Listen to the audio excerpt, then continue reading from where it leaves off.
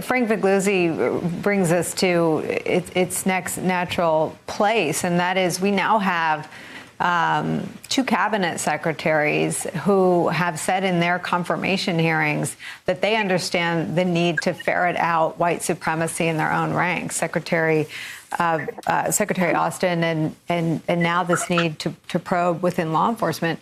What does the task of investigating white supremacists and any conspiracy around the insurrection and any ongoing threat? We are under a threat warning through the end of April, I believe, in this country. How dicey is that? What does that look like inside the Justice Department? It is dicey. It is a metastasizing threat, Nicole. And by the way, it's not new. What is new is that the former president gave sustenance to this movement. He drew a moral equivalency in Charlottesville and said there were good people on both sides. And so those words resonate. When he told the Proud Boys to stand by and stand back, those words resonate. And so you have a metastasizing problem.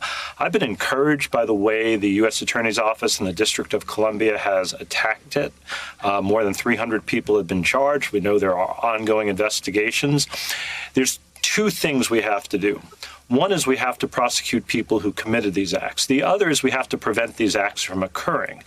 The second thing is harder than the first, and it requires a change in the tone from the top. One of the things we're going to see, I believe, with this administration is a decided change, a decisive change in the tone from the top. Now, in and of itself, that doesn't fix the problem. Again, it's always been a part of our society, sadly. But when we put people in jail for doing this, and we don't condone, but rather we condemn these acts of white supremacy and terrorism where we see them and when we see them, it helps. The other thing I think we have to do is pass a statute at the federal level to make domestic terrorism a crime. Make it the moral equivalent of international terrorism. That will send a strong signal, too. What do you do about the permission structure? You've got Congressman Gosar tweeting out white supremacist mottos.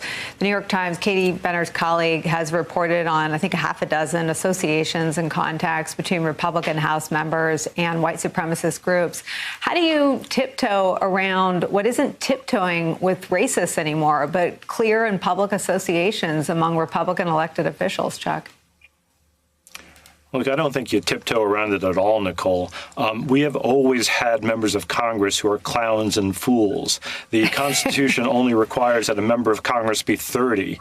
It doesn't require that they pass any sort of intelligence test or meet any sort of ethical standard. And so we will always have those types of members of Congress. What we need is a bipartisan and strong signal at the very top. So whether it is the president or the Senate Majority Leader or the House Speaker or their minority counterparts, we need leadership to speak out. I mean, kudos to the Mitt Romneys and Liz Cheneys of the world who have spoken out forcefully about this type of thing. We're not going to be able to do anything about Paul Gosar. The only people who can do anything about Paul Gosar are his constituents. What we need to do is talk thoughtfully and candidly with the American people about the nature and threat that's out there and prosecute the people who have committed these horrific acts. Thank you. Thank you. Thank you. Thank you very much. Thank all of you out there. Thank you as always. Thanks to at home. Thanks for watching. Thank you so much for letting us into your homes during these extraordinary times.